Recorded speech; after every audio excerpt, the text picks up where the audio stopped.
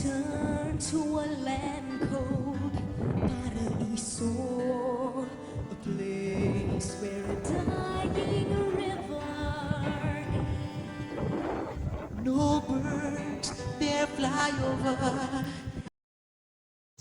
Mula sa arko ng Nueva Ecija ay lumusong ako sa kalsada papuntang Karanglan. Hindi lang ako nahihirapan dyan kasi puro palusong na ang kalsada na yan.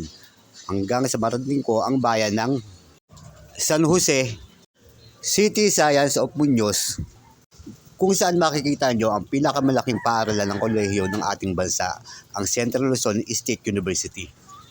Lumusod sa bayan ng Balok at dinire-diretso ko na hanggang sa umabot nga ako ng Palayan City. Dumaan sa kanilang Kapitolyo hanggang sa umabot ako sa bayan ng Laur. Pinagmasdan ang napakalawak na palayan na sumasabay ang mga dahon sa pag-ihip ng hangin. Hanggang sa marating ko ang bayan ng Gabaldon. Shoutout nga pala kay Daddy Moto at sa mga kagrupo niya na nakasalumuha ko dyan nung araw na yan. Pinagmasdan ang napakagandang landscape ng kabundukan ng kanilang bayan hanggang sumabot ako sa Lupit Resort. Napakaganda sa lugar na yan, bukod na nasa paanan na siya ng bundok, malamig at maliliw ng tubig pa ang dumadaloy sa ilog na yan na nanggagaling sa kabundukan. Siguradong manginginig ka sa sobrang lamig ng tubig. Meron silang mga cottages na sa halagang 500 piso ay pwedeng nyo marintahan. At pagkatapos kong tabayan ang lugar ay lumisan na ako at pumadyak uli papunta ng Dingalan. At pagkatapos ng halos 40 kilometrong padyakan, bumungad sa akin ang kalimbagong atraksyon, ang islang lumuluwa ng tubig. Ilang saglit pa, narating ko na rin ang arko ng Dingalan. Pumadyak ng halos 5 kilometro sa ahon na kalsada hanggang sa marating ko ang kanilang pantalan. At dahil nga napakataas ng gradient papunta ng groto, tinulo ko na lang ang aking bisikleta. Pero napapawi naman ang pagod ko sa ganda ng view. Sa dami ng mga napuntahan kong lugar, isa ito sa mga paborito ko.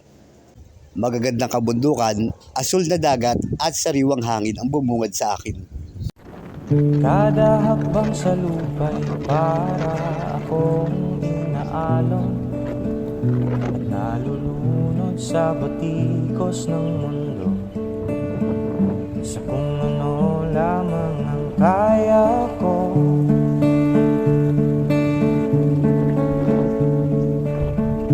Higang-higa na sa mga problemang di masolusyonan. At ang masasabi ko lang, isang Dingalan sa napakagandang lugar dito sa Pilipinas na pwede niyong pasyalan.